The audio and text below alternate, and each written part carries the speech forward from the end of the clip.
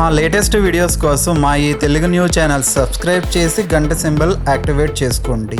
ఈరోజే మార్గశిర పౌర్ణమి, కోరల పౌర్ణమి, దత్తాత్రేయ జయంతి, అన్నపూర్ణ జయంతి. ఈరోజు ఏం చేసినా చేయకపోయినా రాత్రి 12లోపు ఈ వీడియో చూస్తే చాలు, ఈ కథలు వింటే చాలు. 2 నిమిషాల్లో మీ దశ తిరిగిపోతుంది. జన్మల పాపాలు పోతాయి, కోటి జన్మల పుణ్యం వస్తుంది. ఎంతో అదృష్టం ఉన్నవారే ఈరోజు ఈ కథలను వినగలుగుతారు. ఈ కథను శ్రద్ధగా వింటే మీ జీవితం అద్భుతంగా మారటం ఖాయం. ముందుగా దత్తాత్రేయ జయంతి సందర్భంగా దత్తుడు ఎలా పుట్టాడో తెలిపే ఈ పవిత్ర కథను వింటే చాలు, దత్తాత్రేయ స్వామి వారి అనుగ్రహంతో మీ జీవితం అద్భుతంగా మారిపోతుంది. ఈ కథ చాలా బాగుంటుంది, చివరి వరకు చూడండి. పూర్వకాలంలో ఒకప్పుడు ప్రతిష్టానపురంలో కౌశికుడు అనే ఒక బ్రాహ్మణుడు ఉండేవాడు. పూర్వజన్మలో చేసిన పాప ఫలితంగా అతనికి కుష్టి రోగం వచ్చింది. ఆ బ్రాహ్మణుడు ఎల్లప్పుడూ దుర్మార్గపు ఆలోచనలతో ఉండేవాడు. భార్యను తిడుతూ మాటలతో హింసించేవాడు. అతని భార్య సుమతి చాలా గుణవంతురాలు. ఆమె అతడిపై ఏమాత్రం కోపం తెచ్చుకోకుండా ఎంతో ప్రేమతో విసుగు లేకుండా అన్ని సపర్యలు చేస్తూ ఉండేది. భర్తను దైవంగా భావించి పూజించేది. కౌశికుడు ఒకనాడు తన గది కిటికీ నుండి రాజ్య మార్గంలో వెళ్తున్న ఒక అందమైన వేశ్యను చూశాడు. వెంటనే ఆ దుష్ట బ్రాహ్మణుడు భార్యను పిలిచి, నేను బయట వెళ్తున్న ఒక వేశ్యను చూశాను, నాకు ఆమె మీద మనసు కలిగింది. ఈ రాత్రికి నన్ను ఆమె వద్దకు తీసుకొని వెళ్ళు, లేకపోతే నేను జీవించను అని ఆమెను ఆజ్ఞాపించాడు. రాత్రి అయ్యింది. సుమతి ఇక చేసేదేమీ లేక వేశ్యకు ఇవ్వడానికి ధనం మూటకట్టుకొని తన భర్తను భుజాల మీద ఎక్కించుకొని వేశ్య వాటికకు బయలుదేరింది. ఆ రాత్రి ఆకాశంలో గాఢమైన మబ్బులు కమ్ముకున్నాయి. 4 పక్కల చీకటి అలుముకుంది. వర్షం కూడా మొదలయ్యింది. అయినా ఆమె నిలకడగా నడిచి వెళ్తూనే ఉంది. ఆ పక్కనే మాండవ్యుడు అనే మహర్షి తపోనిష్టలో ఉండగా కొందరు దొంగలు రాజుగారి ఖజానాలో దొంగతనం చేసి ఆ సొమ్మును మహర్షి ఆశ్రమంలో దాచారు. రాజుగారు ఆ మహర్షికి కూడా దొంగతనంలో పాత్ర ఉందని తలచి మునిని శూలంపై గుచ్చి వేలాడదీశాడు.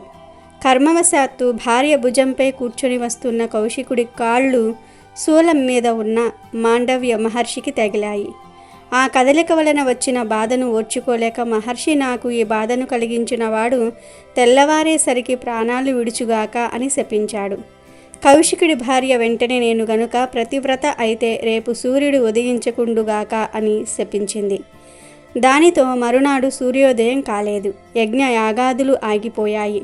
దేవతలకు హవిస్సులు అందలేదు. వారు బ్రహ్మదేవుని వద్దకు వెళ్ళి తమ బాధను చెప్పుకొని ఏదైనా ఉపాయం చెప్పమని ప్రార్థించారు. అప్పుడు బ్రహ్మదేవుడు, దేవతలారా, మీరందరూ అత్రి మహాముని భార్య అనసూయాదేవి దగ్గరకు వెళ్ళండి. ఆమె మహాపతివ్రత, కర్ధమ ప్రజాపతి దేవహూతిల పుత్రిక, స్వయంభువ మనువు మనుమరాలు. ఆమె పతిసేవకు మెచ్చిన అత్రి మహర్షి ఆమెకు అష్టాక్షరి మంత్రోపదేశం చేశాడు. దాని ఉపాసనతో ఆమె యోగసిద్ధిని, పూజ్యనీయమైన మహోన్నత స్థానాన్ని పొందింది. ఆమె మాత్రమే మీ బాధలను పోగొట్టగలదు అని చెప్పాడు. బ్రహ్మదేవుడు చెప్పిన ప్రకారం దేవతలు వెళ్ళి తమ బాధలు అనసూయాదేవికి చెప్పుకున్నారు. అప్పుడు అనసూయ వారికి అభయమిచ్చి, దేవతలారా, మహాపతివ్రతల శాపాలకు తిరుగుండదు. అయినా సరే నేను వెళ్ళి కౌశికుడి భార్య సుమతికి నచ్చచెప్పి ఆమె భర్త మరణించకుండా చేసి తిరిగి సూర్యోదయం అయ్యేలా చేస్తాను అని వారికి చెప్పింది. ఆ మాటలకు దేవతలు సంతోషంతో తిరిగి వెళ్తారు. ఇక అనసూయాదేవి కౌశికుడి ఇంటికి వెళ్ళింది. సుమతిని కలిసి కుశల ప్రశ్నలు వేసి సముదాయించింది. ఆమెకు మానవుడు ఆచరించాల్సిన ధర్మాలు, సతీపతులలో ఎవరు ఏ విధమైన కార్యాలు చేయాలి అనే ధర్మసూత్రాలు విశదీకరించింది. సుమతి అనసూయాదేవి బోధన విని ఎంతో ఆనందించింది. అమ్మ, నీ రాకతో నేను ధన్యురాలనయ్యాను. నాకు ఎంతో విలువైన ధర్మసూత్రాలు బోధించావు. నీవు చెప్పినట్లే పతి సేవలోనే స్త్రీలు ఈ లోకంలోన పరలోకంలోన సుఖాల్ని అనుభవిస్తారు. మీరు వచ్చిన కారణం, నేను చేయాల్సిన కార్యం ఉంటే చెప్పండి, తప్పక చేస్తాను అని సుమతి అడుగుతుంది. ఆమె మాటలు విన్న అనసూయాదేవి, సుమతి, నీ మాట వల్ల సూర్యోదయం కావటం లేదు. ఈ ధర్మకార్యాలు ఆగిపోయాయి. దీనితో ఇంద్రాది దేవతలు దుఃఖిస్తూ నా దగ్గరకు వచ్చారు. నేను వారికి సూర్యోదయం అయ్యేలాగా చేస్తానని మాట ఇచ్చాను. నీవు నీ మాటను ఉపసంహరించుకుంటే మరలా సూర్యుడు ఉదయిస్తాడు, లోకాలు శాంతిస్తాయి అన్నది. అనసూయ మాటలు విన్న సుమతి, అమ్మ, నువ్వు అన్నట్లు నేను నా మాట ఉపసంహరించుకుంటే ముని శాపం వలన నా భర్త మరణిస్తాడు కదా. నా భర్త లేని సూర్యోదయం నాకెందుకు? నేనేం చేయాలి అని అడిగింది. అప్పుడు అనసూయ ఆమెతో, నువ్వు చింతించవద్దు, నీ భర్తను నేను తిరిగి బ్రతికిస్తాను అని అభయమిచ్చింది. అప్పుడు సుమతి తన మాట ఉపసంహరించుకుంది. అప్పటికి 9 రోజుల నుండి సూర్యుడు ఉదయించటం లేదు. అది 10వ రోజు ఉదయం. అనసూయ 10 రోజులను ఒక్కరోజుగా చేసి చేతిలో ఆజ్యం తీసుకుని సూర్యుడిని ఆవాహన చేసింది. ఎర్రని కాంతితో సూర్యుడు ఉదయించసాగాడు. మాండవ్య ముని శాప కారణంగా కౌశికుడు ప్రాణాలు కోల్పోయి నేల మీద పడిపోతూ ఉన్నాడు. అప్పుడు మహాతపస్వి అయిన అనసూయ ఆయనను చేతితో పట్టుకుంది. నేను గనుక రూప, శీల, బుద్ధి లాంటి సద్గుణాలలో నా భర్త ఇతరులందరినీ కన్నా గొప్పవాడని నమ్మిన దానినైతే, నేను నిజమైన పతివ్రతనైతే ఈ కౌశికుడు వ్యాధి నుండి విముక్తి పొంది తిరిగి జీవించుగాక అని పలికింది. మహాపతివ్రత అనసూయ పాతివ్రత్య మహిమతో కౌశికుడు పూర్ణ ఆరోగ్యంతో పునర్జీవితుడయ్యాడు. ఆకాశం నుండి పూల వర్షం కురిసింది. లోకాలు శాంతించాయి. మరలా సూర్యోదయమే లోకాలు శాంతించినందుకు దేవతలందరూ ఎంతో సంతోషించి అనసూయాదేవి వద్దకు వచ్చి కృతజ్ఞతాభావంతో ఏదైనా వరం కోరుకోమన్నారు. అందుకు ఆమె, త్రిమూర్తులైన బ్రహ్మ, విష్ణు, మహేశ్వరులు నాకు పుత్రులుగా జన్మించాలని కోరుకుంటున్నాను. వీలైతే అలా వరం ప్రసాదించండి అని తన కోరిక తెలిపింది. దేవతలు తదాస్తు అని పలికి తమ తమ స్థానాలకు వెళ్ళిపోయారు. ఆ తర్వాత నారద మహర్షి అనసూయాదేవి పాతివ్రత్యాన్ని గురించి, ఆమె మహత్యం గురించి బ్రహ్మ, విష్ణు, మహేశ్వర్ల ధర్మపత్నులైన సరస్వతి, లక్ష్మీ, పార్వతుల యందు చాలా గొప్పగా ప్రశంసించాడు. లోకంలో ఎవరు గొప్ప పతివ్రత అనే ప్రశ్న లేవనెత్తాడు. త్రిమూర్తుల భార్యల దగ్గరకు గులకరాళ్ళు మూట కట్టుకుని విడివిడిగా వెళ్ళి శనగలు ఉడికించి ఇమ్మన్నాడు. వారు వాటిని ఉడికించటంలో విఫలమయ్యారు. చివరిగా అనసూయ దగ్గరకు వెళ్ళి రాళ్ళిచ్చి శనగలు వండి ఇమ్మన్నాడు. అనసూయ నవ్వుకొని తన భర్తను తలిచి ఆయన కమండలంలోని నీళ్లు పోసి ఉడకబెట్టింది. రాళ్ళు శనగలుగా మారి చక్కగా ఉడికాయి. వాటితో ఆయన ఆకలిని తీర్చింది. ఈ విషయం నారదుడు మరలా వెళ్ళి సరస్వతి, లక్ష్మీ, పార్వతులకు తెలిపాడు. అనసూయ పాతివ్రత్యాన్ని గొప్పగా పొగిడాడు. అది విన్న ముగ్గురికి అనసూయను పరీక్షించాలనే కోరిక కలిగింది. తమ భర్తలైన బ్రహ్మ, విష్ణు, మహేశ్వరులతో అనసూయను పరీక్షించమని కోరారు. దాంతో అత్రి మహర్షి ఇంటిలో లేని సమయంలో త్రిమూర్తులు ముగ్గురు కూడా మారువేషంలో అనసూయ వద్దకు ఆమెను పరీక్షించడానికి వెళ్లారు. అనుకోకుండా వచ్చిన అతిథులను ఆమె తన ఇంట భోజనం చేసి వెళ్ళమని కోరింది.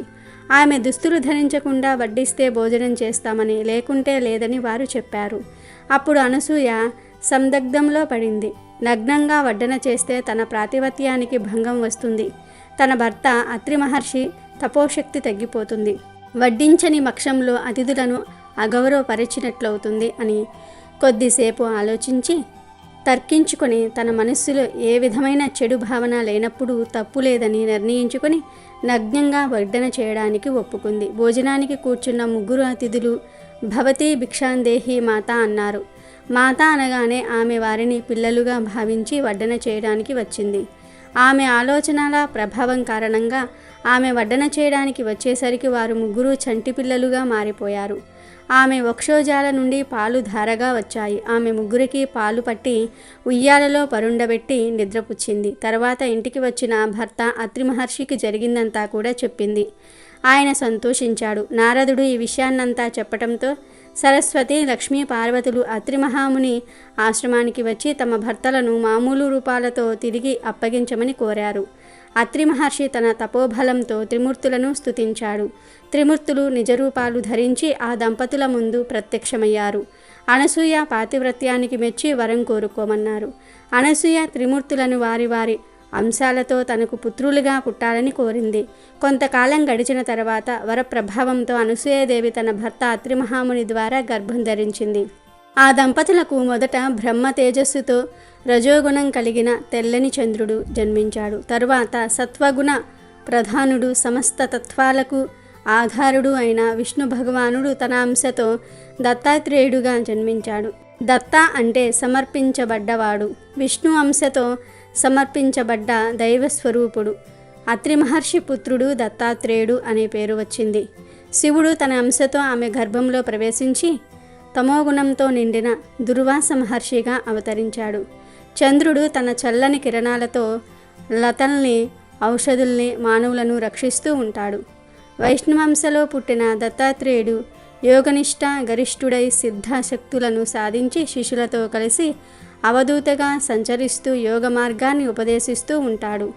రుద్రాంశలో పుట్టిన దుర్వాసముని వృత్తిని అవలంబించి లోక సంచారం చేస్తూ తనను అవమానించిన వారిని శపించి లోక కళ్యాణం చేస్తూ ఉంటాడు. మార్గశిర పౌర్ణమి రోజున దత్తాత్రేయుల వారి జననం జరిగింది. ఈరోజు గురువును పూజిస్తే చాలా మంచిది. లేదంటే దగ్గరలో దత్తాత్రేయ స్వామి వారి సన్నిధానం ఉంటే కనుక అక్కడికి వెళ్ళి ఒక నమస్కారం చేసుకోండి. అలాగే ఈ మార్గశిర పౌర్ణమిని కోరల పున్నమి అంటారు. ఈరోజు కోరల అమ్మవారిని పూజిస్తారు కనుక కోరల పౌర్ణమి అని పేరు వచ్చింది. కోరల అమ్మవారు సాక్షాత్తు చిత్రగుప్తుడి సోదరి. మార్గశిర పౌర్ణమి రోజున చిత్రగుప్తుడు తన చెల్లెలి ఇంటికి వస్తాడు.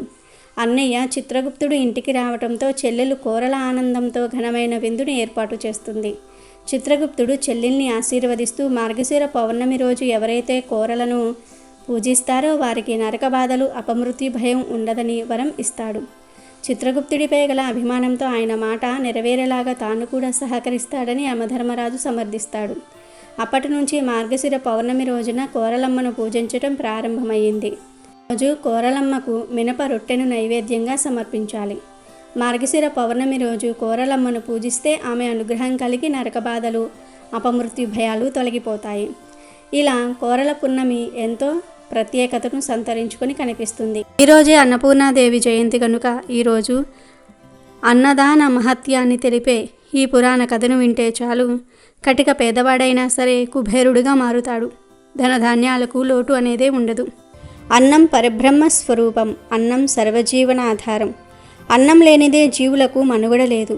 అన్నపూర్ణాదేవి ఎడమ చేతిలో ఉన్న బంగారు పాత్రలో ఉన్న అమృత అన్నము వజ్రాలు పొదిగిన గరిటెతో సాక్షాత్తుగా ఈశ్వరునికే భిక్షను అందించే అంశము అద్భుతము.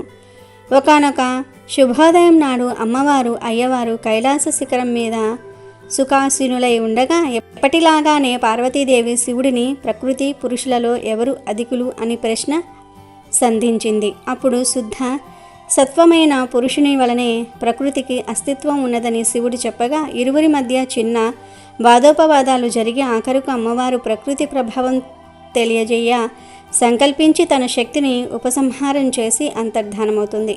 దానితో పోషణ లేక లోకాలన్నీ కూడా అల్లకల్లోలమైపోతాయి. కానీ తన దృష్టిలో ఉన్న జీవులన్నీ ఆకలితో అలమటిస్తూ ఉంటే తట్టుకోలేక అమ్మవారు కాశీ పట్టణంలో తానే గరిట పట్టుకుని వండి కోట్లాను కోట్ల జీవులకు వండి పెట్టడం మొదలుపెట్టింది. శివగణమంతా ఆకలికి తట్టుకోలేక ఆహాకారాలు చేస్తూ ఉంటే తనను నమ్ముకున్న వారి బాధ చూడలేక ఏ ఆకలి దప్పులు లేని నిరతి ఆనంద స్వరూపుడు అయిన శివుడు భిక్షాటనకై భిక్షపాత్ర తీసుకుని కాశీకి వెళ్ళి అన్నపూర్ణ చేతిలో అన్నం స్వీకరిస్తాడు. అప్పుడు ఇద్దరిలో ఎవరు అధికులు కారని ప్రకృతి పురుషులిద్దరూ అన్నింటా సమానమని చాటి చెప్పి మరలా కైలాసానికి వెళ్ళిపోతారు. అలా కాశీలో అన్నపూర్ణగా అమ్మ శక్తి నిలిచింది. పూర్వం ఒక ఊరిలో చాలామంది కోటీశ్వరులు ఉండేవారు. వారికి ఎన్ని కోట్లు ధనము ఉంటే అన్ని జెండాలను వారి మేడలపై ఎగురవేస్తూ ఉండేవారు. అటువంటి ఊళ్ళో ఒకనాడు ఒక సాధువు పుంగవుడు ప్రవేశించాడు. ఆయన ఆ జెండాల గురించి తెలుసుకుని అన్నిటిలోకి ఎక్కువ జెండాలు ఉన్న ఇంట్లోకి ప్రవేశించాడు. ఆ ఇంటి యజమాని అరుగు మీదే కూర్చొని ఈ సన్యాసిని చూశాడు. ఓహో, ఏదో ఒక వంక పెట్టి నా దగ్గర డబ్బులు కాజేయడానికి కాబోలు వచ్చాడు ఈ దొంగ సన్యాసి అని తలచి, స్వామి, మా ఇంటి యజమాని ఊళ్ళో లేడు, మీరింకా వెళ్ళవచ్చును అన్నాడు సన్యాసితో. కానీ ఆ సన్యాసికి వెంటనే విషయం తెలిసిపోయింది. దాంతో ఆయన, అలాగా, పాపం, నేను ఆయనకు ఒక గొప్ప ఉపకారం చేద్దామని వచ్చానే, ప్రాప్తం లేదన్నమాట అంటూ వెనుదిరిగాడు. అప్పుడు ఇంటి యజమాని పరుగున వెళ్ళి సన్యాసితో, స్వామి, నేనే ఈ ఇంటి యజమానిని, నన్ను క్షమించండి, లోపలికి వచ్చి నన్ను అనుగ్రహించండి అని ప్రార్థించాడు. లోపలికి తీసుకుని వెళ్ళాక సన్యాసి అతనికి ధర్మ సూక్ష్మాలు తెలియచేయటం ప్రారంభించాడు.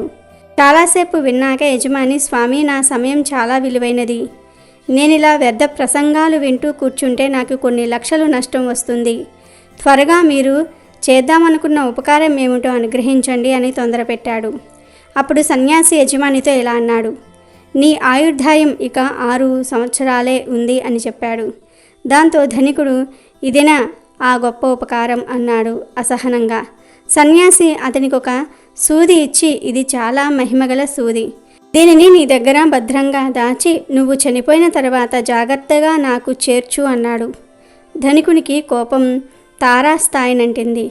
ఇక ఆ సాధువుతో నీకు మతి చలించిందా? నేను చచ్చాక ఆ సూదిని నాతో తీసుకొని పోతానా? నీకెలా అందజేస్తాను అని అరిచాడు. ఆ సాధు పుంగవుడు శాంతంగా, నాయనా, మరణించాక ఈ సూదినే తీసుకుని పోలేని వాడివి ఈ లక్షలు కోట్లు తీసుకుని పోగలవా అని ప్రశ్నించాడు. ఆ మాటలు ధనికుణ్ణి ఆలోచింపచేసింది. తద్వారా ధనికునికి జ్ఞానోదయమయ్యింది. ఆ సన్యాసి కాళ్లపై పడి, స్వామి, ఇప్పటి వరకు అజ్ఞానంలో పడి కొట్టుకుంటూ ఎంత జీవితాన్ని వృధా చేశాను. ఇప్పటి నుండి దాన ధర్మాలు చేసి కొంత పుణ్యానైనా సరే సంపాదిస్తాను అన్నాడు.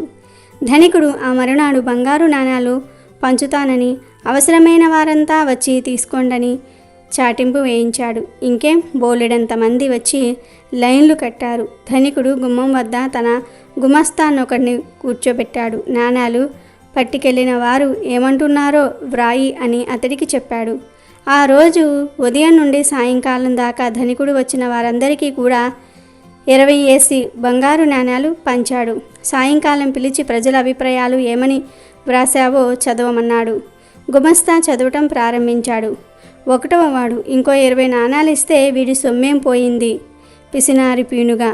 2వ వాడు, ఇంకో 10 నాణాలు ఇస్తే గాని ఈ పూటకు త్రాగడానికి సరిపడా మద్యం రాదు, ఆ 10 కూడా ఇవ్వచ్చు కదా. 3వ వాడు, అయ్యో, దీనికి మరో 80 నాణాలు కలిపి ఇవ్వకూడదు, నా కూతురికి ఓ నగ కొందును కదా అని ప్రజల అభిప్రాయాలను గుమస్తా చదివాడు. అంతటా ధనికుడు చెవులు మూసుకున్నాడు. చాలు చాలు, చదవకు అని సాధు పొంగవుని వద్దకు పరిగెత్తాడు. స్వామి, నేను ఈ విధంగా దానమిస్తే అందరూ ఏదో ఒక రకంగా అసంతృప్తి వ్యక్తపరిచారు. ఎవరైనా సంతృప్తి పడితే నాకు పుణ్యం వస్తుంది, కానీ అసంతృప్తి చెందితే నాకు పుణ్యం ఎలా వస్తుంది అంటూ వాపోయారు. అప్పుడు సాధువు తనని ఓదార్చి, బాధపడకు నాయన, ఈసారి షడ్రోపితంగా వండించి అందరికీ మంచి భోజనాలు పెట్టించు అని బోధించాడు. ధనికుడు తన ఇంట్లో భోజనానికి రమ్మని మళ్ళీ ఊరంతా చాటింపు వేయించాడు. మళ్ళీ తన గుమస్తా ప్రజల అభిప్రాయాలను వ్రాయమన్నాడు. మరునాడు రకరకాల పిండి వంటలతో ఊరందరికీ కమ్మని భోజనం పెట్టాడు. ఆ సాయంత్రం తిరిగి గుమస్తాను పిలిచి ప్రజాభిప్రాయాలు చదవమన్నాడు. 1వ వాడు, అన్నదాత సుఖీ భవ. 2వ వాడు, ఇంత కమ్మని భోజనం చేసి ఎన్నాళ్ళయ్యింది, బాబుగారు చల్లగా ఉండాలి. 3వ వాడు, అమ్మయ్య, ఆకలి చల్లారింది, అయ్యగారు వారి బిడ్డలు అందరినీ దేవుడు చల్లగా చూడాలి అని. ఇలా దాదాపు అందరూ ఇటువంటి అభిప్రాయాలే వ్యక్తపరిచారు. ధనికుడు వింటూ ఆనందంతో పొంగిపోయాడు. కోట్లు సంపాదించినప్పుడు అతనికి లభించని సంతృప్తి ఆనాడు లభించింది. అన్నదాన మహిమ ఎంతటిదో అతడు గుర్తించాడు. ఆ రోజు నుండి నిత్యం అన్నదానం చేస్తూ అనేక అన్నదాన సత్రాలు కట్టించి పేదవారి క్షుద్బాధను తీరుస్తూ అతడు తరించాడు. పూర్వం కాశీ క్షేత్రంలో రామశాస్త్రి, సీతమ్మ అనే బ్రాహ్మణ దంపతులు ఉండేవారు. వేళగాని వేళ తన ఇంటికి ఎవరు వచ్చినా వాళ్లను తను ఎరగకపోయినా సరే ఆదరించి భోజనం పెట్టేవాడు రామశాస్త్రి. ఒకవేళ ఇంటికెవ్వరూ రాకపోతే వీధి వెంట పోయే వాళ్లను పిలిచి అన్నం పెట్టేవాడు. ఇలా చాలా కాలం గడిచింది. ఒకనాడు ఆయనకు అన్నదానం వల్ల వచ్చే పుణ్యం ఎలాంటిదో తెలుసుకోవాలని బుద్ధి పుట్టింది. అదే ప్రశ్నను చాలామందిని అడిగాడు, కానీ ఎవరిని అడిగినా సరైన సమాధానం చెప్పలేకపోయారు. అలా ఉండగా ఒకరోజు ఒక సాధువు రామశాస్త్రి దగ్గరకు వచ్చి రామశాస్త్రితో, ఓ బ్రాహ్మణోత్తమ, అన్నదాన మహిమ చాలా గొప్పది. దానిని వర్ణించాలంటే కాశీ అన్నపూర్ణకు తప్ప ఇతరులకు సాధ్యం కాదు. నీకు తెలుసుకోవాలని ఉంటే స్వయంగా ఆ అన్నపూర్ణాదేవిని అడిగి తెలుసుకో అని సలహా ఇచ్చాడు. అన్నపూర్ణ అంటే కాశీ విశ్వేశ్వరుని భార్య అయిన పార్వతీదేవి అన్నమాట. ఆవిడకు కూడా అన్నదానం అంటే ఎంతో ఆసక్తి. అందుకని కాశీలో ఎవరికీ అన్నం లేకుండా పోదు.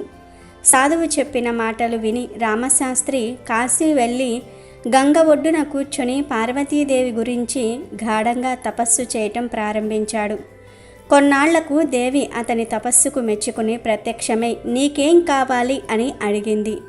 దానికి రామశాస్త్రి సంతోషంతో ఉప్పొంగిపోయి అమ్మకు సాష్టాంగ నమస్కారం చేసి అన్నపూర్ణాదేవి నాకేమీ కోరిక లేదు, కానీ అన్నదాన మహిమ ఎటువంటిదో తెలుసుకోవాలని తపస్సు చేశాను. ఈ సంగతి మీరే చెప్పాలి గాని ఇతరుల వల్ల కాదు అని తన మనసులోని ఉద్దేశం వెల్లడించాడు. అప్పుడు దేవి అతనితో నీకు అన్నదాన మహిమ తెలియాలి అంటే నేను చెప్పటం కాదు, అది నువ్వే స్వయంగా అనుభవించాలి. నువ్వు అన్నదాన మహిమ తెలుసుకునే ఉపాయం చెప్తాను విను. హిమవత్ పర్వతం దగ్గర హిమవద్వరం అను ఒక పట్టణం ఉంది. ఆ పట్టణాన్ని ఏలుతున్న రాజుకు పిల్లలు లేరు. నువ్వు ఆయన దగ్గరకు వెళ్ళి ఆయనకు కొడుకు పుట్టాలని దీవించు. ఆ రాజు సంతోషించి మీకేం కావాలని అడుగుతాడు. అప్పుడు నువ్వు నాకు పెద్ద కోరిక ఏమీ లేదు, నీకు కుమారుడు పుట్టిన తక్షణమే ఆ పిల్లవాడిని నేను చూడాలి. ఆ సమయంలో పిల్లవాడి దగ్గర రాణి కూడా ఉండకూడదు అని చెప్పు. ఇంతే గదా అని రాజు అందుకు ఒప్పుకుంటాడు. ఆ పిల్లవాడు పుట్టడంతోనే ఏకాంతంగా వాణ్ణి అన్నదానం వల్ల కలిగే పుణ్యమేమిటిరా అబ్బాయి అని అడిగి తెలుసుకో అని చెప్పింది. దేవి మాటలు విని రామశాస్త్రి సరే అని అమ్మవారి దగ్గర సెలవు తీసుకొని హిమవత్ పర్వతానికి బయలుదేరి వెళ్ళాడు. కానీ దారిలో ఒక అడవి అడ్డమయ్యింది. అందులో ప్రవేశించి వెళుతూ రామశాస్త్రి దారి తప్పిపోయాడు. దారి తెలియక అటూ ఇటూ తిరుగుతూ ఉంటే ఆ అడవిలో ఉండే ఒక బోయవాడు ఆయన అవస్థ కనిపెట్టి స్వామి దారి తప్పిపోయినట్లుగా ఉన్నారు, ఏ ఊరు వెళ్ళాలి అన్నాడు. దానికి రామశాస్త్రి హిమవత్ పర్వతం దగ్గరికి పోవాలి అన్నాడు.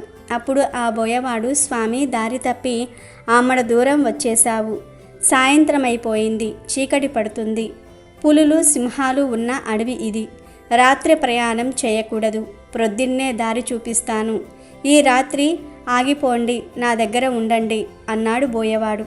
ఇక రామశాస్త్రి చేసేది ఏమీ లేక రాత్రికి అక్కడ ఉండిపోయాడు. బోయవాడు ఆయనను తన చేను వద్దకు తీసుకువెళ్ళాడు.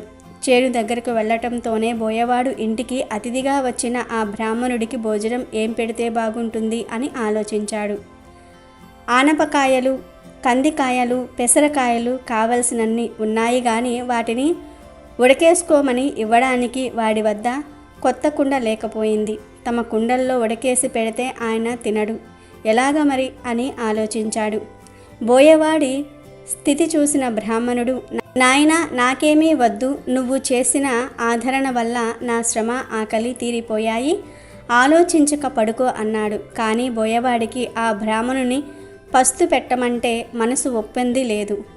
అందుచేత ఇంత చారపప్పు, పుట్ట తేనె తెచ్చి ఇచ్చి వాటితో ఆకలి తీర్చుకోమన్నాడు. రామశాస్త్రి అవి తీసుకొని అంగోస్త్రం పరుచుకొని కింద పడుకోబోతూ ఉంటే బోయవాడు అయ్యో కింద పడుకోకండి, పులులు వస్తాయి అని చెప్పి ఆయనను చేలో ఎత్తుగా ఉన్న మంచె మీద పడుకోబెట్టి తాను కింద ఉండి విల్లు అమ్ములు పుచ్చుకొని మృగాలేవి రాకుండా రాత్రంతా రామశాస్త్రికి కాపలా కాశాడు. ఆ బోయవాడు తెల్లవారుజామున నిద్ర ఆగక ఒక కునుకు తీశాడు. అంతలో ఎక్కడి నుంచి వచ్చిందో ఓ పులి వచ్చి పాపం ఆ బోయవాడి మీద పడి చంపేసింది. బ్రాహ్మణుడు నిద్రలేచి జరిగిందంతా కూడా తెలుసుకొని తన మూలాన ఆ బోయవాడు పులివాత పడ్డాడని ఎంతో విచారించాడు. ఇంతలో బోయవాని భార్య అక్కడికి వచ్చి జరిగిందంతా కూడా తెలుసుకుని దుఃఖిస్తుంది. తర్వాత బోయవాని భార్య రామశాస్త్రితో స్వామి నా రాత ఇలా ఉండగా ఎవ్వరు తప్పించగలరు, మీరు విచారించకండి, మీకు హిమవత్ పర్వతానికి దారి చూపిస్తాను నడవండి అని ఆయనను తీసుకుని వెళ్ళి దారి చూపెట్టి వెనక్కి తిరిగి వచ్చి భర్త చితిలో దూకి భర్తతో పాటు సహగమనం చేసింది. ఆ బ్రాహ్మణుడు బోయ దంపతుల మంచితనాన్ని తలుచుకుంటూ హిమవతాన్ని చేరుకున్నాడు. రామశాస్త్రి అక్కడ రాజును కలిసి పార్వతీదేవి చెప్పినట్లుగా దీవించాడు. పుట్టినప్పుడు మీ పిల్లవాణ్ణి ఏకాంతంగా చూడడానికి అనుమతి ఇవ్వాలని కోరగా రాజు ఒప్పుకున్నాడు. అలా కాలం గడిచాక రాజుగారి భార్య 9 నెలలు మోసి చందమామ లాంటి పిల్లవాణ్ణి కన్నది. ఆ పిల్లవాడు పుట్టిన తర్వాత బ్రాహ్మణుడు ఎవ్వరూ లేకుండా చూసి ఆ పిల్లవాణ్ణి అన్నదానం వల్ల కలిగే ఫలితమేమిటో చెప్పు అని అడిగాడు. అప్పుడే పుట్టినది శిశువైనప్పటికీ పెద్దవాని వలె ఆ పిల్లవాడు బ్రాహ్మణుడితో ఇలా అన్నాడు. 10 నెలల క్రితం మీరీ పట్టణానికి వస్తూ అడవిలో దారి తప్పిపోతే మిమ్మల్ని తీసుకుని వెళ్ళి చారపప్పు పుట్టతేనే ఇచ్చిన బోయవాణ్ణి నేనే. ఈ మాత్రపు అన్నదానానికే బోయవాడినైన నేను ఈ రాజుగారికి కుమారుడై పుట్టి రాజ్యమేలబోతూ ఉన్నాను. ఒకనాటి దానానికే ఇంత గొప్ప ఫలితం కలిగినప్పుడు నిత్యం అన్నదానం చేసే మహానుభావులకు ఎటువంటి ఫలం కలుగుతుందో మీరే ఊహించుకోండి అని చెప్పి వెంటనే ఆ పిల్లవాడు మరుక్షణంలోనే ఏమీ ఎరుగని పసిపాపలాగా తువ్వా కువ్వా అని ఏడవటం ఆరంభించాడు. బ్రాహ్మణుడు చాలా ఆశ్చర్యపడి తన ఊరు తిరిగి వచ్చి జరిగిందంతా కూడా భార్యతో చెప్పాడు. ఆ దంపతులు అప్పట్నుంచి అన్నదానం చేస్తూ ధన ధాన్య పుత్ర పౌత్రాభివృద్ధి కలిగి సుఖంగా జీవించసాగారు. అన్నదానం ఇంతటి మహిమ కలది. పూర్వం బోధ చేస్తూ ఒక ముని దంపతులు ఉండేవారు. ఆ ముని చాలా ప్రతిభావంతుడు, సకల శాస్త్రాలు విద్యలు తెలిసినవాడు. ఆ ముని భార్య సాక్షాత్తు అన్నపూర్ణయే. ఆమె శిష్యులను తన కన్న బిడ్డల్లా చూసుకునేది. ఆకలితో ఎవరు వచ్చినా లేదనకుండా వారి ఆకలిని తీర్చేది. అలా ఒకనాడు ఆ ముని దంపతుల వద్దకు వసంతుడు అనే ఒక అనాథ వచ్చి శిష్యుడిగా చేరాడు. అతడు బాగా చురుకైనవాడు, తెలివైనవాడు కావటంతో అతనికి గురువుగారు నేర్పించే విద్యలన్నీ కూడా ఇట్టే అబ్బేవి. వసంతుడు కొన్నాళ్లకే తన గురువుకు తెలిసిన విద్యలన్నీ కూడా పూర్తిగా నేర్చేసుకున్నాడు. ఇక అతనికి నేర్పడానికి తన వద్ద ఉన్న జ్ఞానం సరిపోకపోవటంతో తనకు గురువులైన వారి వద్దకు పంపించి మరీ విద్యాభ్యాసం చేయించాడు ఆ గురువర్యుడు. అయితే కొన్నాళ్ళకే అతనికి నేర్పడానికి తమ వద్ద ఉన్న విద్యలన్నీ కూడా పూర్తయ్యాయని ఆ పెద్ద గురువులైన వాళ్ళు కూడా చెప్పారు. ఇదిలా ఉండగా నిండు చూలాలైన గురుపత్ని ప్రసవించే సమయం రావటంతో వసంతుడు ఆశ్రమంలో అన్ని పనులు తానే చూసుకుంటూ తల్లితో సమానురాలైన గురుపత్నిని కాలు కింద పెట్టకుండా చూసుకుంటూ ఉన్నాడు. ఆమెకు పురిటి నొప్పులు ప్రారంభమయ్యాయి. ఆశ్రమం లోపల ప్రసవం జరుగుతూ ఉండగా వసంతుడు గుమ్మం బయటకు వచ్చి కూర్చున్నాడు. కాసేపట్లో లోపలి నుంచి చంటి బిడ్డల ఏడుపులు వినపడ్డాయి. గురుపత్ని కవల పిల్లలకు జన్మనిచ్చింది. ఒక మగపిల్లవాడు, ఒక ఆడపిల్ల. ఇంతలో దివి నుండి భూమికి దిగి వచ్చిన ఒక దివ్య పురుషుడు వడివడిగా ఆశ్రమంలోనికి వెళుతూ గుమ్మం ముందు కూర్చున్న వసంతుడికి కనిపించాడు. మామూలు మనుషులకైతే అతను కనిపించి ఉండేవాడు కాదు. కానీ వసంతుడు దైవ రహస్యాలు కూడా నేర్చుకున్నాడు కాబట్టి ఆ వచ్చిన అతనెవరో ఇట్టే కనిపెట్టేశాడు వసంతుడు. అతడు బ్రహ్మ. అప్పుడే పుట్టిన పిల్లలకు నొసటి రాత రాయడానికి వచ్చాడని అర్థం చేసుకున్న వసంతుడు ఓపిగ్గా బయట కాచుకుని కూర్చున్నాడు. వసంతుడు బ్రహ్మ బయటకు రాగానే ఆయనకు ప్రణామం చేసి, స్వామి, మా గురువుగారి పిల్లల నుదుట ఏమి రాశారో దయచేసి సెలవివ్వగలరు అని వినమ్రపూరితంగా అడిగాడు. బ్రహ్మ తనను చూడగలిగిన ఆ పిల్లవాడు సామాన్యుడు కాడు అని తెలుసుకొని వసంతుడు అడిగిన విధానానికి ముచ్చటపడి ఇతరులకు తెలియజేయరాని రహస్యాన్ని అతనికి చెప్పడానికి నిర్ణయించుకున్నాడు. అప్పుడు ఇలా చెప్పాడు. నాయనా, ఈ అబ్బాయి నిరరక్ష కుక్షి అవుతాడు. ఇతని జీవిత కాలమంతా ఇతని వద్ద ఒక్క మూట బియ్యము, ఒక ఆవు, ఒక పూరిపాక తప్ప ఇక ఏమీ ఉండవు. ఇతడు రోజంతా కష్టపడినా తన రెక్కల కష్టంతో కానా కష్టంగా పెళ్ళాన్ని పిల్లల్ని పోషిస్తాడు అంతే అన్నాడు. ఇక ఆ అమ్మాయి మాత్రం వేశ్య అవుతుంది. డబ్బుల కోసం రోజుకో పురుషుడితో సంభోగించే వారకాంత అవుతుంది అని చెప్పి అక్కడి నుండి వెళ్ళిపోయాడు బ్రహ్మ. అది వినిన వసంతుడు నిశ్చేష్టుడయ్యాడు. సాక్షాత్తు దైవ స్వరూపులైనటువంటి తన గురువు దంపతులకు పుట్టిన పిల్లలకు ఇలాంటి రాత రాశాడేమిటా విధాత అని విచారంగా ఆలోచనలో మునిగిపోయాడు. వెంటనే తన గురువు గారిని బ్రహ్మరాత మార్చగలమా అని అడిగాడు వసంతుడు. దానికి ఆయన, అది సాధ్యం కాదు నాయన, అది ఎవ్వరికీ సాధ్యం కాదు అని చెప్పాడు. పిల్లలు పెద్దవాళ్ళయ్యే కొద్దీ వాళ్ళ రాత నిజమవటం వసంతుడికి కనిపించసాగింది. ఆ ఇద్దరికీ చదువులు వంటబట్టడం లేదు. ఎందరికో విద్యాబుద్ధులు నేర్పిన గురువుగారి పిల్లలు ఇలా అయ్యారేమిటా అనే దిగులుతో వసంతుడికి దేనిమీద ఏకాగ్రత కుదరటం లేదు. దానికి తోడు ఆ పిల్లలిద్దరూ వసంతుడు వెంటపడి అన్నయ్య అన్నయ్య అని తిరుగుతూ ఉంటే అతడికి దుఃఖం మరింత ఎక్కువ కాసాగింది. ఒకరోజు గురువుగారితో చెప్పి ఆయన అనుమతి పొంది దేశం చుట్టి రావడానికి బయలుదేరి వెళ్ళాడు. ఎన్నో చోట్లకు వెళ్ళి ఎందరో పండితులను కలిశాడు. వారందరినీ వసంతుడు ప్రశ్నించాడు. బ్రహ్మ రాసిన రాతను మార్చగలమా? దానికి వసంతుడికి అందరూ చెప్పిన సమాధానం బ్రహ్మ రాత మార్చటం అసాధ్యం, అది ఎవరి తరమూ కాదు అని. అలా అక్కడా ఇక్కడా తిరుగుతూ తన అన్వేషణను కొనసాగిస్తూ 20 సంవత్సరాలకు పైగా గడిపేశాడు. అప్పటికి గురువుగారి పిల్లలకు 25 ఏళ్ళు వచ్చాయి. వసంతుడికి వాళ్ళు ఎలా ఉన్నారో చూడాలనిపించసాగింది. ఆశ్రమానికి తిరిగి వచ్చాడు. అప్పుడు అక్కడి పరిస్థితి గురువుగారి కుమారుడి పేరు శంకరుడు అని, ఆ ఊరిలోనే కూలి పని చేస్తున్నాడని, గురువుగారి కుమార్తె పేరు వసంత సేన అని, దగ్గరలోని ఒక పట్టణంలో వ్యభిచార వృత్తిలో ఉన్నదని తెలుసుకున్నాడు. తనకు పుట్టిన పిల్లల దుస్థితి చూసి దిగులుతో మంచం పట్టి గురుపత్నులు మరణించారని కూడా వసంతుడు తెలుసుకున్నాడు. వసంతుడు బాగా ఆలోచించాడు. ముందు శంకరుని వెతుక్కుంటూ వెళ్ళాడు. వసంతుడిని చూడగానే అన్నయ్య అంటూ బావురుమన్నాడు శంకరుడు. చిన్న పూరిపాక, చిరిగిపోయిన దుస్తుల్లో భార్య, ఒక కొడుకు, ఇంట్లో ఎటు చూసినా విలయతాండవం చేస్తున్న కటిక దారిద్ర్యం. ఇది శంకరుడి దుస్థితి. తమ్ముడు, నువ్వు బాధపడకు, ఇప్పట్నుండి నేను చెప్పినట్లు చెయ్యి అన్నాడు వసంతుడు. దానికి శంకరుడు, సరే అన్నయ్య, ఇక నుండి నువ్వు ఎలా చెప్తే అలానే చేస్తాను అన్నాడు శంకరుడు. ముందు ఆ ఆవును తోలుకుని పట్టణానికి వెళ్దాం పదా అన్నాడు వసంతుడు. ఏమీ మాట్లాడకుండా ఆవును తోలుకుని వసంతుడిని అనుసరించాడు శంకరుడు. ఇద్దరూ నేరుగా పట్నంలోని సంత దగ్గరకు వెళ్ళారు. అక్కడ ఒక దళారి దగ్గరకు వెళ్ళి ఆ ఆవును ఎంతకు కొంటావు అని అడిగాడు వసంతుడు. తర్వాత అతను చెప్పిన ధరకు అమ్మేశాడు వసంతుడు. శంకరుడికి ఏమీ అర్థం కాకపోయినా వసంతుడికి ఎదురు చెప్పలేదు. ఆవును అమ్మగా వచ్చిన డబ్బుతో వంటకు అవసరమైన సరుకులను, శంకరుడి భార్యకు పిల్లలకు కొత్త బట్టలు కొన్నారు. తిరిగి గ్రామానికి బయలుదేరారు. ఇంటికి రాగానే ఆ సరుకులతో వంట చేయించాడు వసంతుడు. శంకరుడి భార్య, పిల్లలు ఆవురావురమని తిని ఆకలి తీర్చుకున్నారు.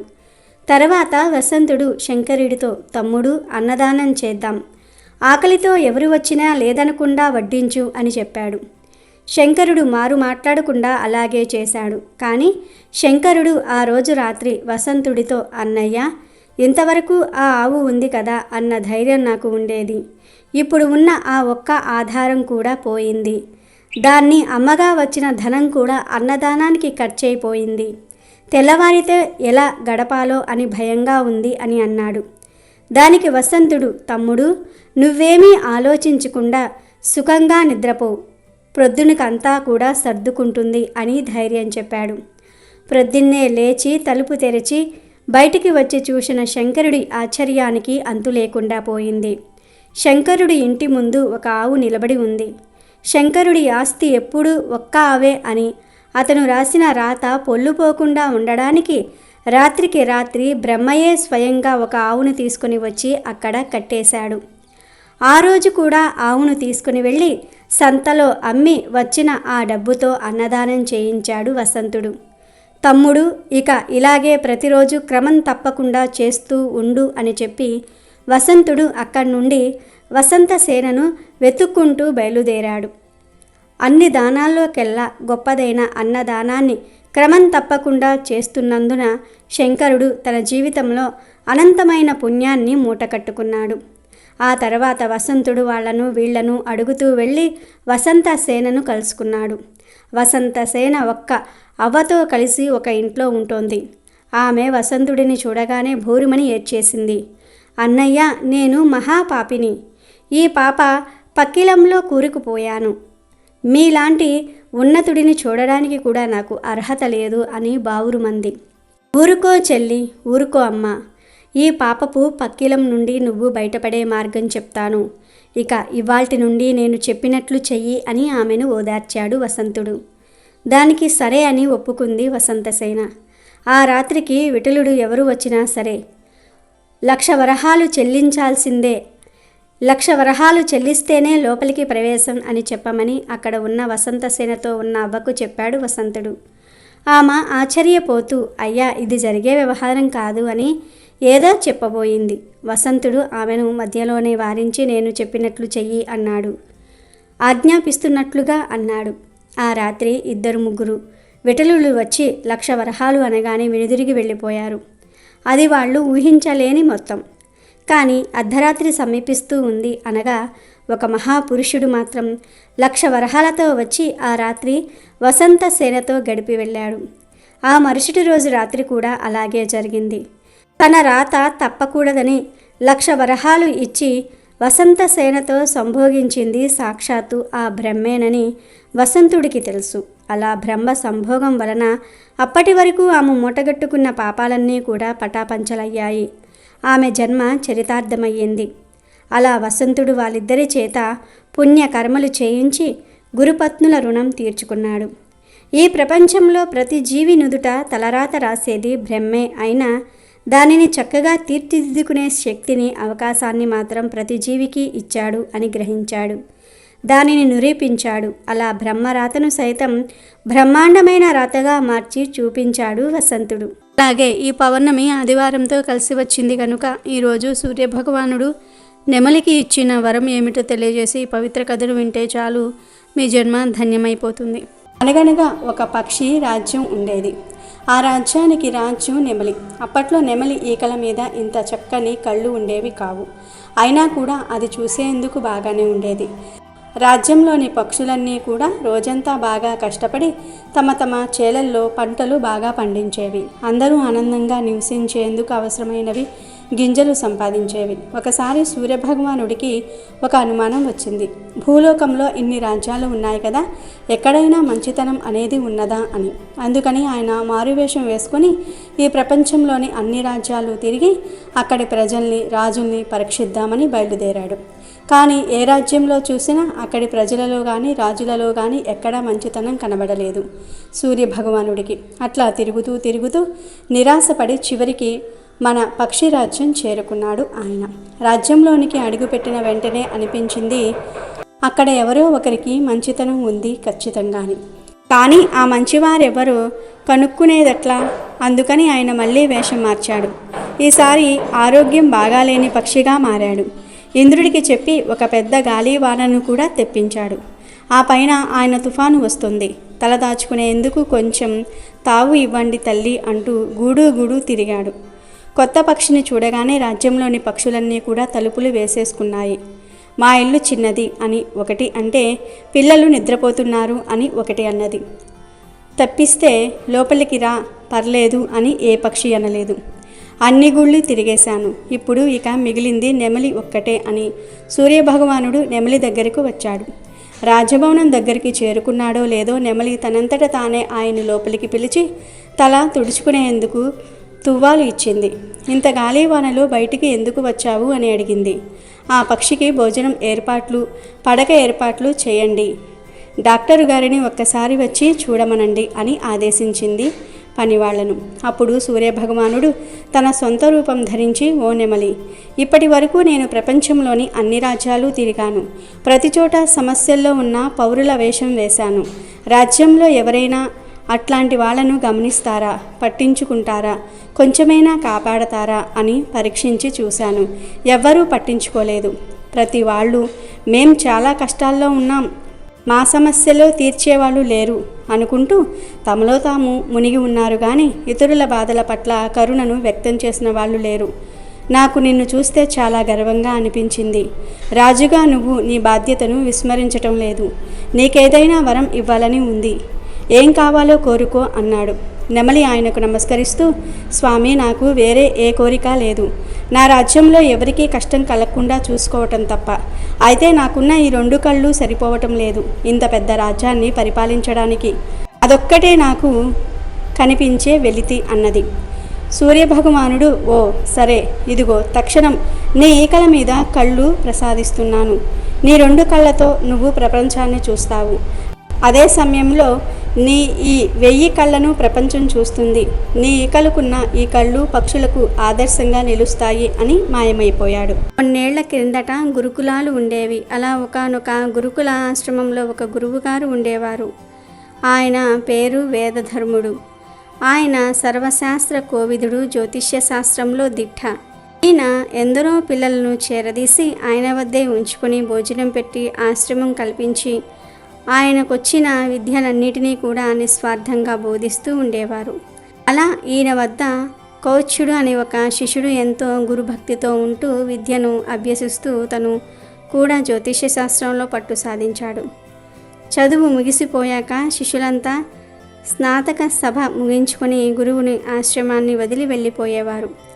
అలా కౌత్సుని విద్య కూడా చివరికి వచ్చేసిన సందర్భంలో ఒకసారి గురువుగారు ఏదో పని మీద ఊరు వెళ్తూ ఆశ్రమ బాధ్యతలన్నిటినీ కూడా కౌత్సునికి అప్పగించి వెళ్తారు. ఆయన తిరిగి వచ్చేసరికి ఆయన లేని లోటు లేకుండా అన్నీ యథావిధిగా జరుగుతూ ఉండటం చూసి సంతృప్తితో ఆనందిస్తారు గురువుగారు. ఇదిలా ఉండగా స్నాతక సభ జరిగే రోజు రానే వచ్చింది. అందరూ గురువుగారితో తమకు ఉన్న అనుబంధాన్ని చెప్పుకొని ఆయన వద్ద ఆశీర్వాదాలు తీసుకొని తమ తల్లిదండ్రులతో తమ ఇళ్లకు వెళ్ళిపోయారు. ఈ కౌత్సుడు మాత్రం నోరు మెదపలేదు. తల్లిదండ్రులు ఎంత బ్రతిమిలాడినా వాళ్లతో వెళ్ళడానికి విముఖత చూపించాడు. చేసేది లేక అతని తల్లిదండ్రులు వెళ్ళిపోయారు. అప్పుడు గురువుగారు ఇతనిని పిలిచి తను మాత్రం వెళ్ళకపోవడానికి కారణమేమిటని అడుగుతాడు. అప్పుడు ఆ శిష్యుడు బోరున విలపిస్తూ, గురువుగారు, మీరు పొరుగురు వెళ్ళినప్పుడు మీరు నేర్పిన జ్యోతిష్య విద్యతో మీ జాతకం చూశాను. ఇంకొక 15 రోజుల్లో తమకు దారుణమైనటువంటి కుష్టి రోగం రాబోతుందని మీ గ్రహస్థితి చెప్తోంది. నాకు చదువు నేర్పించి తిండి పెట్టిన మిమ్మల్ని కష్టమైన కాలంలో వదిలి వెళ్ళలేను.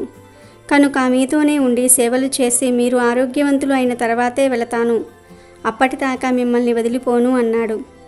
అది విన్న గురువుగారు ఆశ్చర్యము, ఆనందము, దుఃఖం అన్నిటినీ కూడా కలగలిపిన ఒక అనుభూతితో ఆనంద బాష్పాలు రాలుస్తారు. కౌత్సుడు మాత్రం అతనుకు ఆ వ్యాధి రాకుండా ఏం చేయాలో ఆలోచించి గురువుగారితో ఫలానా జపాలు, పూజలు, యాగాలు చేద్దాం, తద్వారా మీకు రోగం రాదు అంటాడు. దానికి గురువుగారు ప్రారబ్ధం భోగతో నశ్యేత్ అన్నట్లుగా ప్రారబ్ధం అన్నది ఎప్పుడైనా అనుభవించాల్సిందే గనుక ఇప్పుడు అనుభవించి నేను విముక్తుణ్ణి అవుతాను అన్న ఆనందంతో ఉన్నాను కనుక నీవు బాధపడకు అంటాడు. అప్పుడు గురువుగారి మాటను కాదనలేక కాశీలో పాపం చేసినా పుణ్యం చేసినా రెట్టింపు ఫలితం వస్తుంది అంటారు కనుక మనం అక్కడికి వెళ్ళి పుణ్యకార్యాలు చేద్దాం, తద్వారా మీరు త్వరగా కోలుకుంటారు అంటాడు.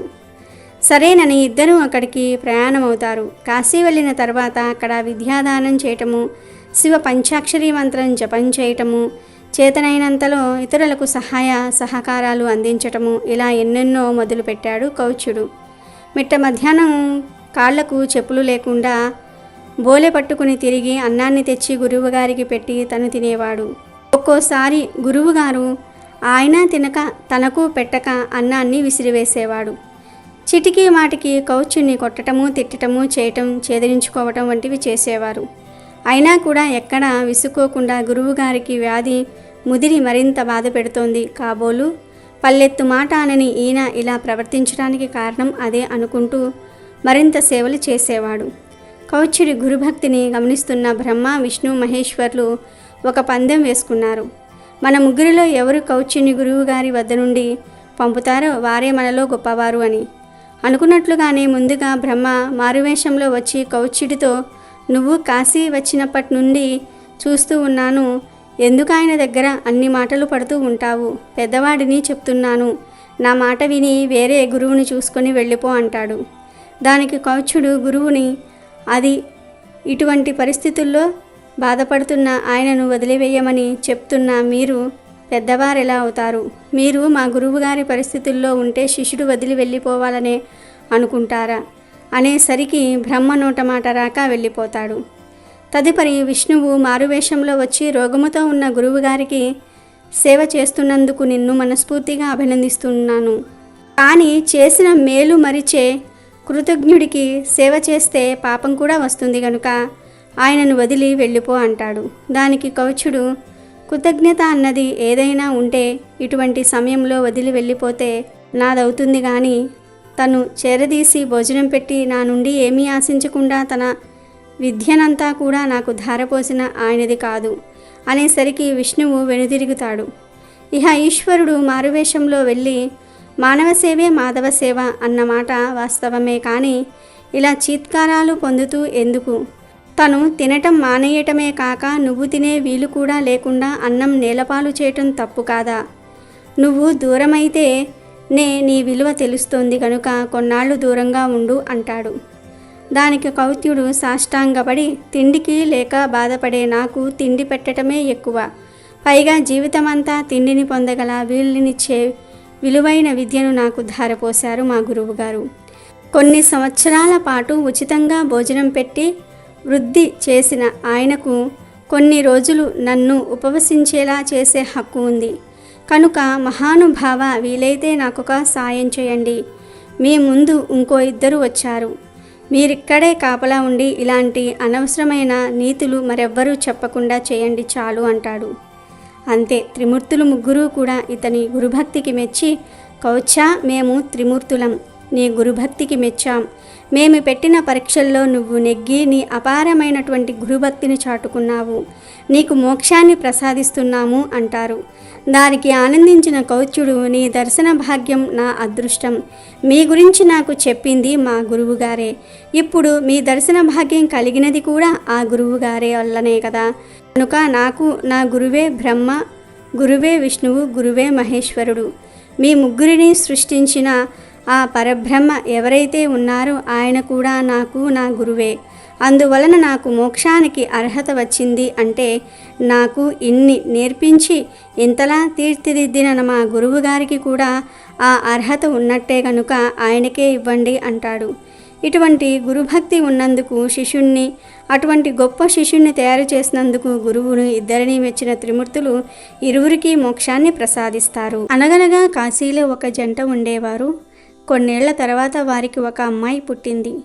చిన్నప్పటి నుండి శివారాధనలో మునిగింది ఆ అమ్మాయి. భక్తిలో ఆ శివుణ్ణే ఆకట్టుకుంది అని చెప్పవచ్చు. ఆమె కాశీకి దైవ దర్శనానికి వచ్చిన వారికి అన్నదానం చేస్తూ ఉండేది. ఆమె పేరు లక్ష్మి. కొన్నేళ్లకు ఆమె అమ్మ అనారోగ్యంతో చనిపోయింది.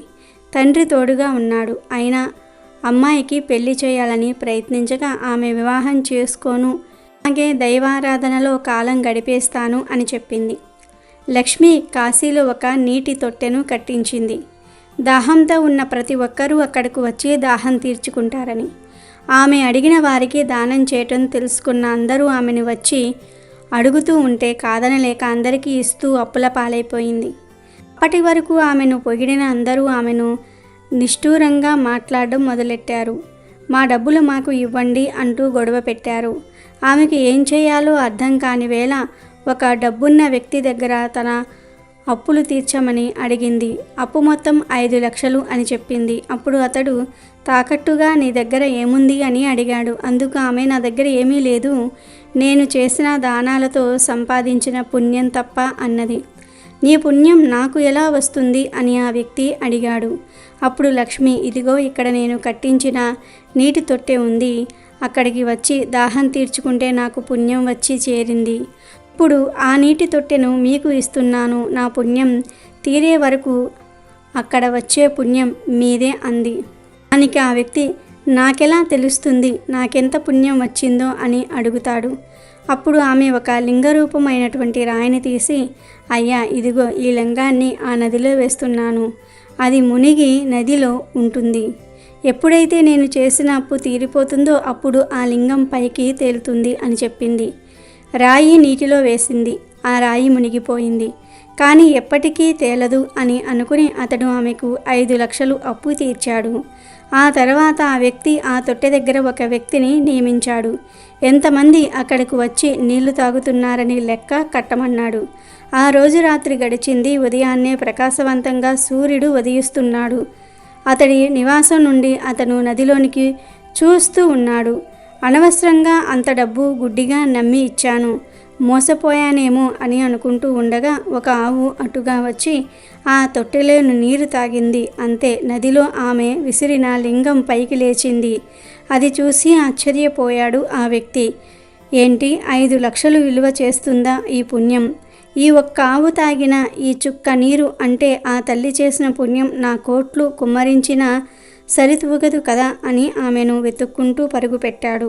ఆ రోజు నుండి అతను కూడా అందరికీ సాయం చేయటం మొదలుపెట్టాడు. ఆ ఈశ్వరుణ్ణి భక్తిగా కొలవటం మొదలుపెట్టాడు. కాబట్టి మనం మంచితనంతో సంపాదించుకున్న పుణ్యం చాలా విలువైనది, వెలకట్టలేనిది అనే విషయాన్ని ఈ కథ ద్వారా గ్రహించాలి. పూర్వం ఒక ఊరిలో సుశీల, వేణుగోపాల్ అనే దంపతులు ఉండేవారు. వేణుగోపాల్ కొంచెం దూకుడు స్వభావం కలవాడు. కోపం, ఆవేశం ఎక్కువగా ఉండేవి. ప్రతిదానికి తగులు ఆడుతూ ఉండేవాడు. సౌమ్యత అనేది ఏ కోసాన లేదు. నోరు విప్పితే చాలు అన్ని పరుష మాటలే. అతని భార్య సుశీల మాత్రం శాంతంగా, వినయంగా ఉండేది. నిత్యం పూజలు చేస్తూ ఉండేది. మంచి భక్తురాలిగా ప్రసిద్ధికెక్కింది. భర్త ఎన్ని అన్నా సర్దుకుపోతూ ఉండేది.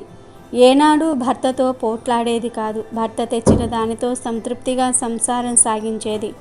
కానీ రోజులన్నీ ఒకేలాగా ఉండవు కదా. భర్తకు వ్యాపారంలో నష్టం రావటం వలన ఇంట్లో కష్టాలు మొదలయ్యాయి. చివరికి సంసారం నడవటమే కష్టమైపోయింది. భర్త చీటికి మాటికి కసురుకోవటంతో సుశీల లోపల చింతించేది. భగవంతుడా, మాకే ఇన్ని కష్టాలు పెట్టావు ఎందుకయ్యా అంటూ ఆక్రోశించేది. ఇలా ఉండగా ఒకనాడు వాళ్ళింటికి భిక్షకై ఒక సాధువు వచ్చాడు. సుశీల ఆ సాధువుకు భిక్ష వేసింది. అప్పుడు ఆ సాధువు సుశీలతో, చల్లని తల్లి, చల్లగా ఉండమ్మా, కష్టాలు కలకాలం ఉండవు తల్లి, ఓపికగా ఉండు, త్వరలోనే మీ కష్టాలు గట్టెక్కుతాయి అమ్మా. ఆ సాయిబాబా నిన్ను అనుగ్రహించుగాక. 9 గురువారాలు సాయి దర్శనం చేసుకో. ఒక్క పూట భోజనం మాత్రమే చెయ్యి. శ్రద్ధతో సాయి వ్రతాన్ని చేస్తే మీ కష్టాలు తీరుతాయి తల్లి అని దీవించి భిక్ష తీసుకొని అక్కడి నుండి వెళ్ళిపోయాడు. సుశీల దిగులుతో, సరేలే, ఇంకెక్కడి సుఖం, ఈ జీవితానికి సుఖం కూడానా, నా జీవితం ఇంతే, నా జీవితంలో సుఖం అనేది లేదేమో అనుకుంటూ బాధపడుతూ ఏడవసాగింది. నాటి రాత్రి నిద్రించి వేళ ఒకవేళ సాధువు చెప్పిన సాయిబాబా వ్రతం చేసుకుంటే తమ కష్టాలు తీరుతాయి అని అనుకుంటూ పడుకుంటుంది. రాత్రి కలలో సాయిబాబా దర్శనమిచ్చి, సుశీల, ఒక్క అడుగు నువ్వు నా వైపు వేశావంటే 100 అడుగులు నీ వైపు వేస్తాను, నన్ను నమ్ము, విశ్వాసముంచు, శరణాగతురాలివి అవు అని ప్రబోధించినట్లయింది. అయితే సుశీల మర్నాడు ఉదయమే పూజ అనంతరం భర్తకు సపర్యలు చేసి సాయిబాబా గుడికి బయలుదేరింది. మందిరంలో సాయిబాబాను మనస్ఫూర్తిగా ప్రార్థించింది. బాబాకు నమస్కరించి, దయామయ, రేపు గురువారం నుండి వ్రతాన్ని ఆచరిస్తాను స్వామి అని అనగానే ఎవరో భుజం తట్టి నేనున్నాను అని చెప్పినట్లు అయ్యింది. ఒక్కసారిగా ఒళ్ళు జలతరించింది. ఆ అనుభూతిని జ్ఞప్తికి తెచ్చుకుంటూ ఇంటి ముఖం పట్టింది సుశీల.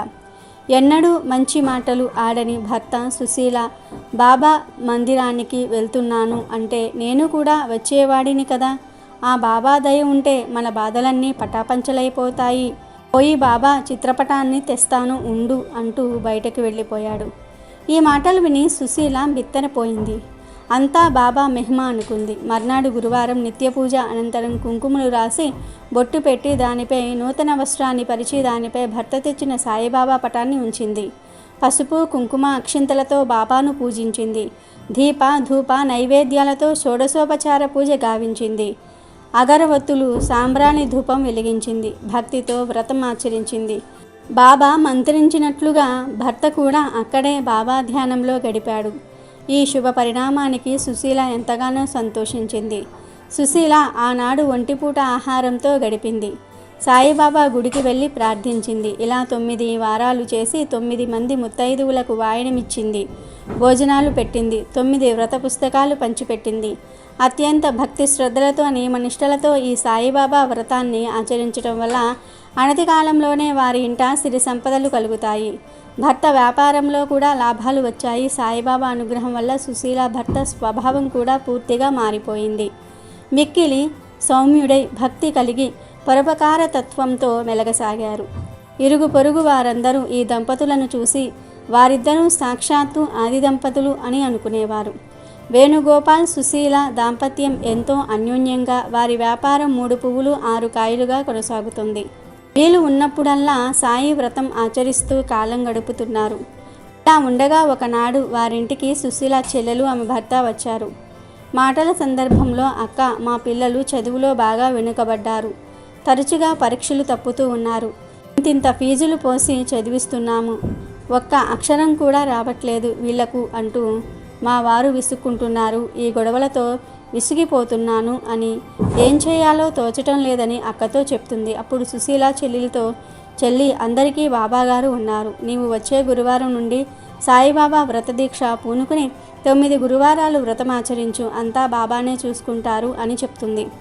అక్క చెప్పినట్లుగా సుశీల చెల్లెలు 9 గురువారముల సాయిబాబా వ్రతమును ఆచరించింది. భక్తితో విశ్వాసంతో వ్రతాన్ని చేసింది. ఆ బాబాగారి దయ వల్ల మరుసటి పరీక్షలో పిల్లలకు మంచి మార్కులు రావటం ప్రారంభమయ్యాయి.